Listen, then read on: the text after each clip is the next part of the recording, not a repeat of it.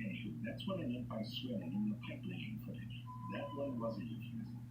Back to the macaques in the hot spring. I know what you're thinking. That looks pretty chill, but it's not really that chill. I mean, it's not chill, but it's not chill. These are fairly strict societies. Each of these macaques has a rank within the troop. It's sort of like in middle school when you went to your friend's house and you found a list he made in Porthos. order, and they're not even in the top five, which is both because you lent him your bike. Anyway, it's like Game of Thrones, but with less nudity. And if someone gets caught drinking monkey soup where they shouldn't be, things get ugly. But violence is dangerous. Jerry, you have to proofread this. Even a small injury can lead to death because they haven't invented doctors yet. Sorry, look at this one backwards. Instead of fighting all the time, they have a number of ways of reinforcing the social order, like the grooming each other thing. I mean, it's really just non-stop. But it's a good way to check in and de-stress. And they'll back right up into it too, because nothing says I trust you more than putting your junk 2 inches away from someone's giant teeth.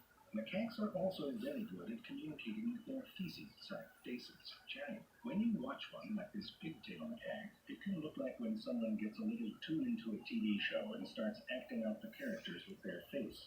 Marriage? But Papa would never allow it. Elope? But what about the zombies? These expressions can help reinforce rank. For example, a submissive macaque might grimace, which looks like a smile. And it's like that weird smile you get when somebody's being a to you, and later on you're like, why was I smiling? Then there's lip smacking, which is like when you get nervous and start talking really quickly, except in this case there's no words. That, by the way, was lazy dominance.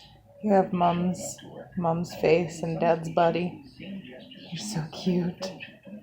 I do love you, Porthos. I do love you, Porthos. Come on.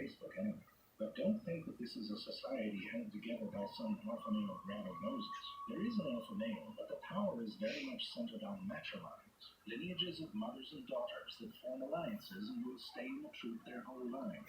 Young males, on the other hand, are more or less kicked out around puberty, which I'm sure is awkward. Charlie, do you remember how I told you your father went out for cigarettes and